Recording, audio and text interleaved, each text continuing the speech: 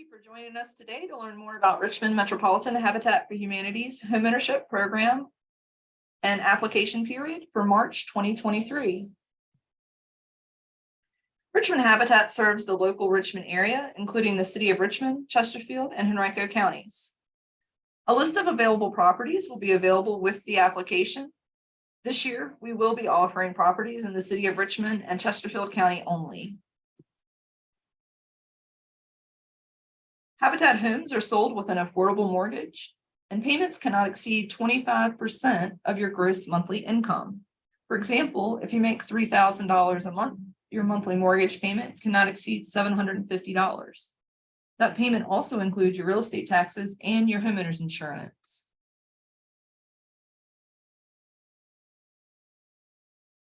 Next, I'm going to go over our homeownership information packet.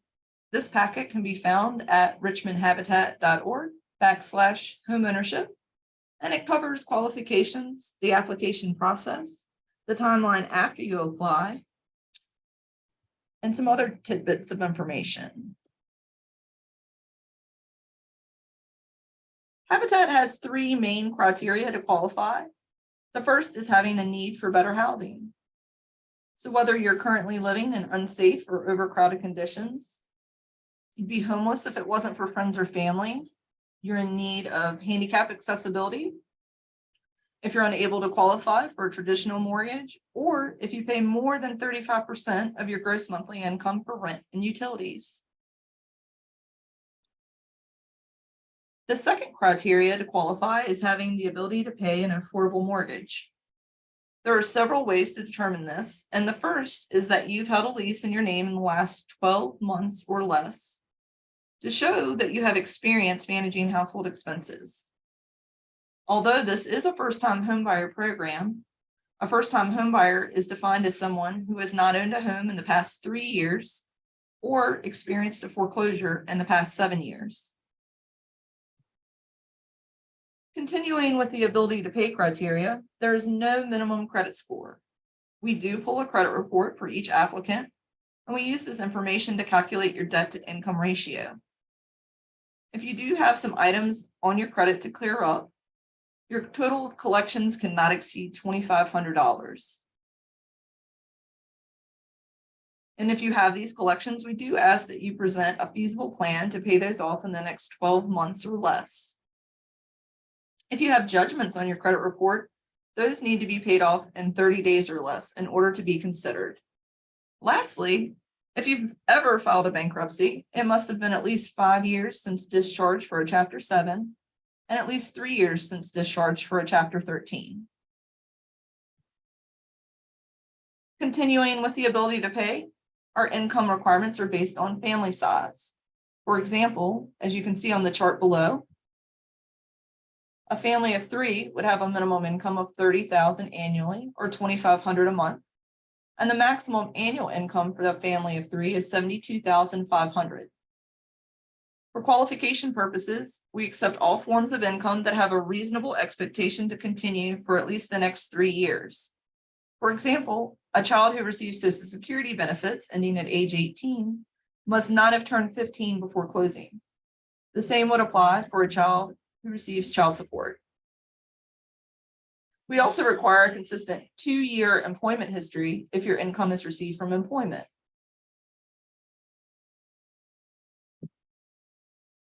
We also complete a criminal background check as part of our screening process for any person over the age of 18 who will be living in the home.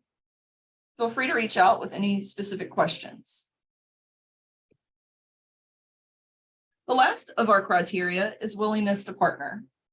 You must be willing to invest 350 hours of sweat equity time, which we call sweat equity, to help build your home, houses of others in the program, volunteer at our restore, attend one-on-one budgeting meetings, and attend homeownership club classes.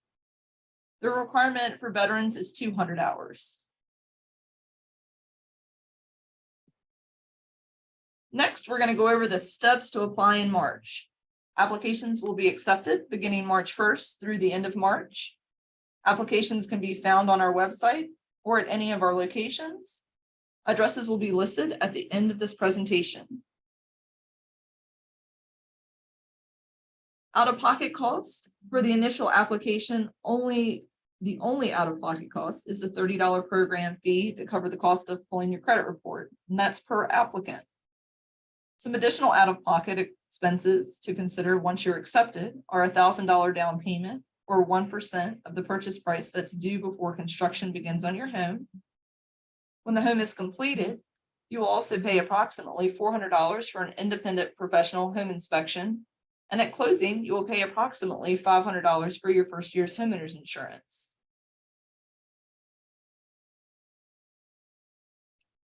Some things to note before you submit your application. We do ask before you make your selection that you visit each property in person that has a specific address to visit. After all, buying a home is a big commitment, and we want to be sure you're comfortable with where your future home will be. I'd also like to note how important it is that you fill out your application completely, as leaving out information could disqualify your application. One last thing to note is that we've made a little change from past years in the way we accept the application. In years past, you've submitted application and documents, and this year you're just going to submit your application and your $30 program fee initially. Once you've completed your application, you can drop it off here at our office or mail it to our office location here at 2281 Dabney Road, Suite A, Richmond, Virginia, 23230. Once you submit your application, we do ask that you allow up to 30 days for your application to be processed.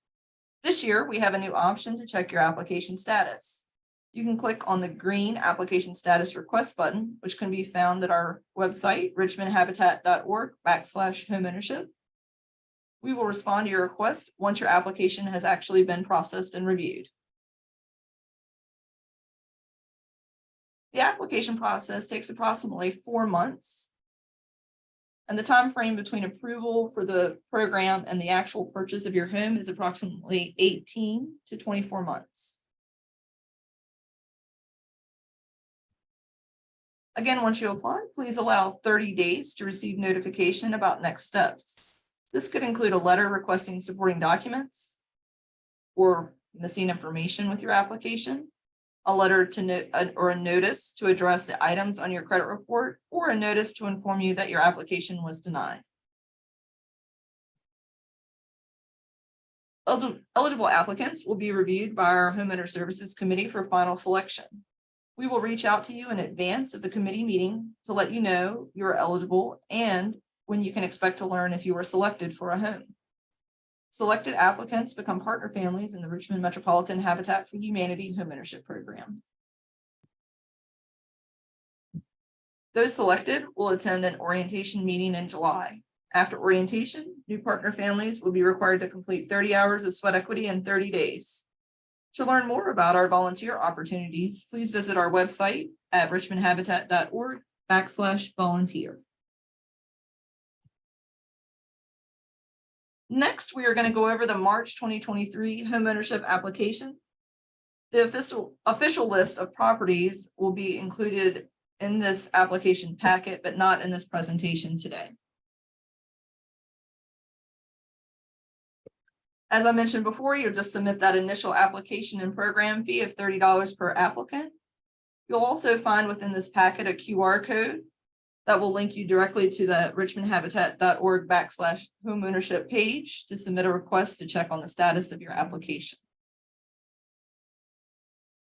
Also included in the application is a list for your reference of documents that may be requested once your application has been initially approved for phase 2. And we provide this list to you so you can start to gather these documents in advance.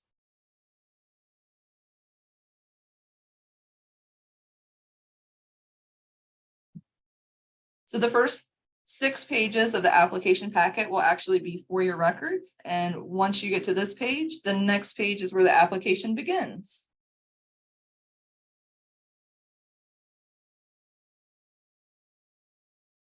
Another repeat of the instructions to submit. Also, I want to note that the $30 program fee, you're going to want to make that payable to RMHFH, which is the acronym for Richmond Metropolitan Habitat for Humanity.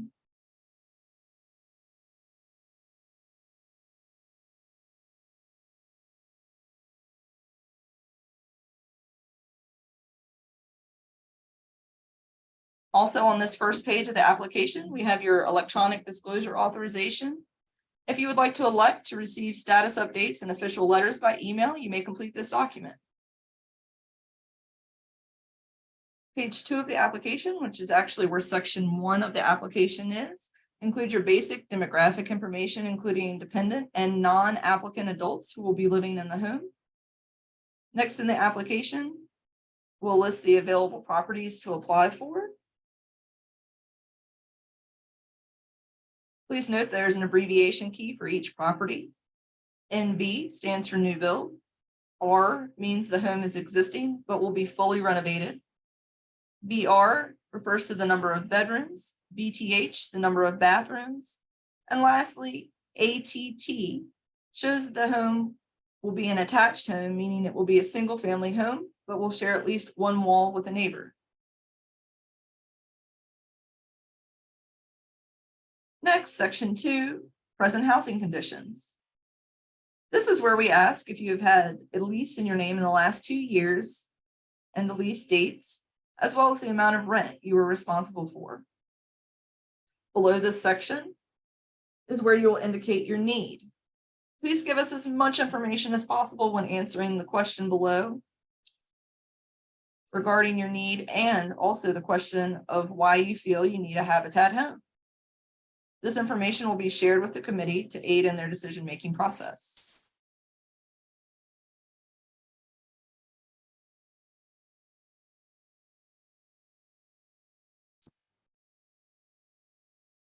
Section 3 is your employment history.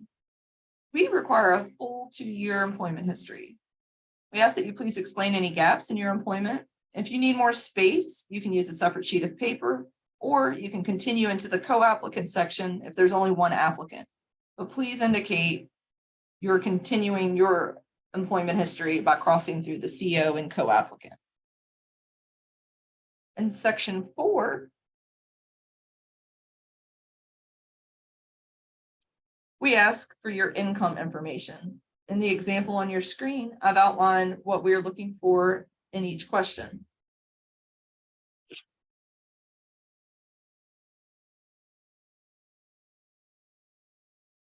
Highlighted in blue is how often you get paid. In this example, the pay period ran from January 23rd, 2014 to January 29th, 2014, which is, of course, a 7-day period or 1 week. So as you can see, 1 week is checked under how often do you get paid. Next, highlighted in orange is your gross wages, or the amount you receive before deductions. And in this example, that's $1,000.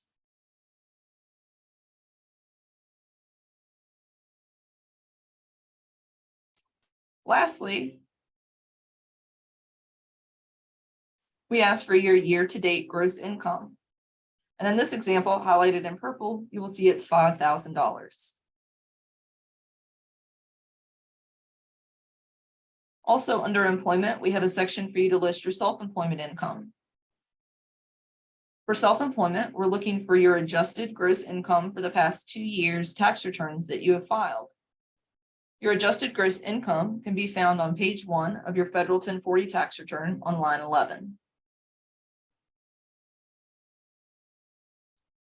Other types of income start in section 4C. Again, we're looking for the monthly amount received before deductions, and we also ask for you to list the recipient. Next, you can list your average amount of child support received for the past 6 months and the children who are listed in the child support award. Lastly, if you have other types of income like SNAP and TANF, you may list those. However, SNAP and TANF do not have a reasonable expectation of continuing for the next 3 years, therefore would not be counted in income qualification purposes.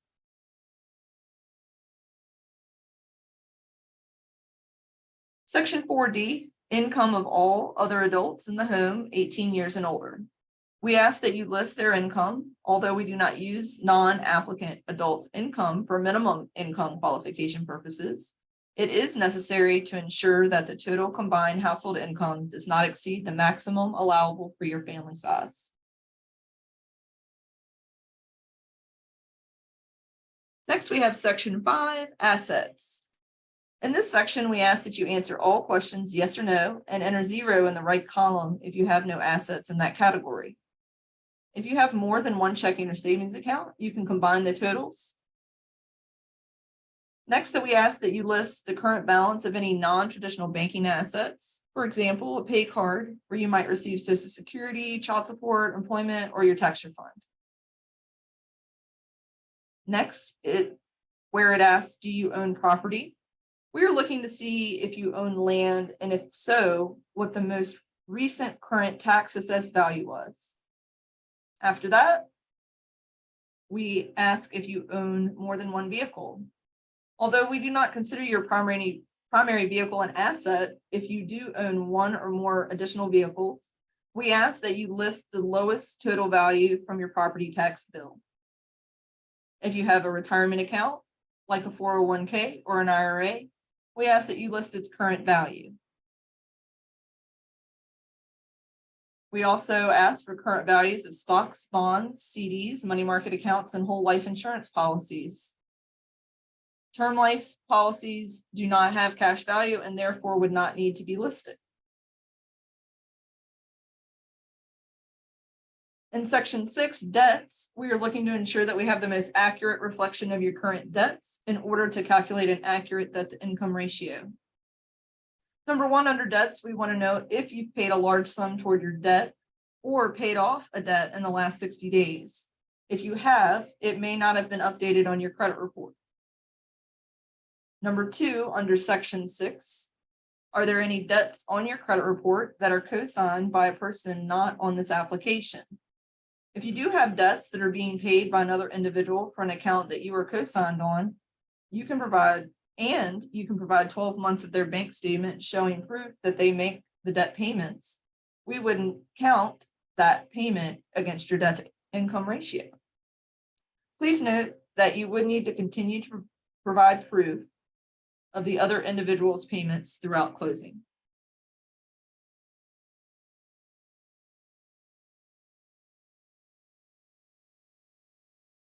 Section number 7 is optional, but it's information for government monitoring purposes. For section 8, declarations, you're required to explain any yes answers except for questions I, K, or N, but please answer all questions.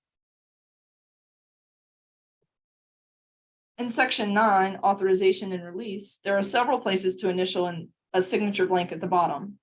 Also, about halfway through, there's a question about whether or not you have a freeze on your credit report.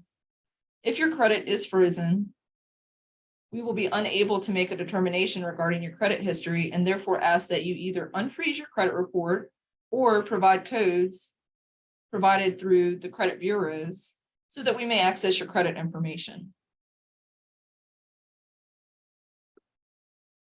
Underneath section 9, you will find a section for household members who are 18 years and older to sign and authorize us to complete a national criminal background check. The last page of the application will include an Equal Credit Opportunity Act notice, as well as a notice of your right to receive an appraisal. Also included on the last page is a quick submission checklist to recap.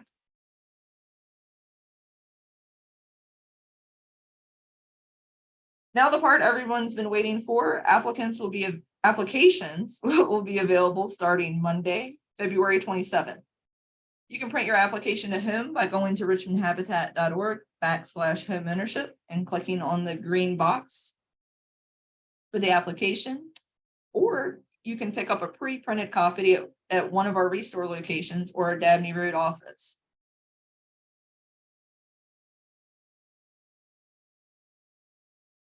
One last thing, if you're not sure what's going on with your credit report, you can also obtain a free copy by going to annualcreditreport.com If you need assistance repairing your credit, we also recommend that you reach out to a local financial opportunities center for a one-on-one financial coaching or mentoring session. Thank you for joining us today and taking the time to learn about Richmond Metropolitan Habitat for Humanity's homeownership program and the application process. You can leave questions in the comments or leave a voicemail by calling 804-232-7001, extension 160. Take care. Thanks.